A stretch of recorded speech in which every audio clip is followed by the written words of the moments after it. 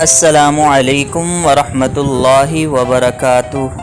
پیارے بچوں، ایک دفعہ کا ذکر ہے کہ سمندر کنارے ایک درخت تھا جس پر ایک چڑیا نے گھونسلہ بنایا ہوا تھا۔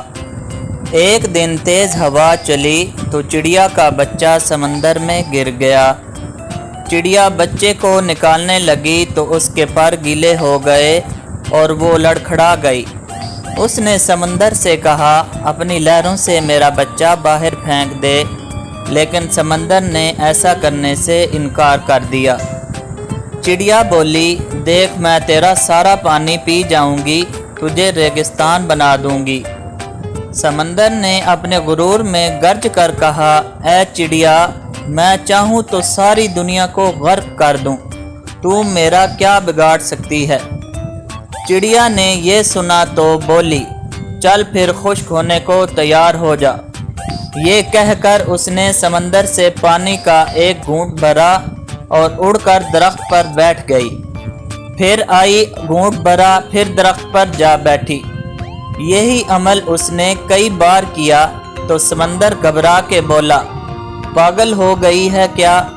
کیوں مجھے ختم کرنے لگی ہے؟ مگر چڑیا اپنی دھن میں یہ عمل دہراتی رہی۔ ابھی اس نے صرف 20-25 بار ہی پانی کے گھونٹ پیے ہوں گے کہ سمندر نے ایک زور کی لہر ماری اور چڑیا کے بچے کو سمندر سے باہر پھینک دیا۔ درخت جو کافی دیر سے یہ سب دیکھ رہا تھا، سمندر سے بولا، اے طاقت کے بادشاہ، تو جو ساری دنیا کو پل بھر میں غرق کر سکتا ہے، اس کمزور سی چڑیا سے ڈر گیا؟ یہ بات میری سمجھ میں نہیں آتی۔ سمندر بولا، تو کیا سمجھا؟ میں جو تجھے ایک پل میں اکھاڑ سکتا ہوں، ایک پل میں دنیا غرق کر سکتا ہوں، اس چڑیا سے ڈروں گا؟ ایسا نہیں ہے۔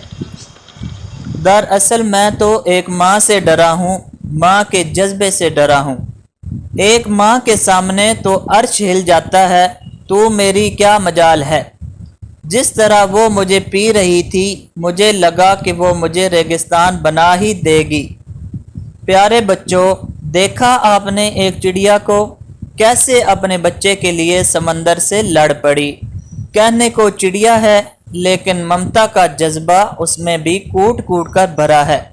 سب ماؤں کو اپنے بچے عزیز ہوتے ہیں۔ آپ کی ماں بھی آپ سے بہت پیار کرتی ہوں گی، آپ کی ذرا سی تکلیف دکھ پریشان ہو جاتی ہوں گی، ہے نا؟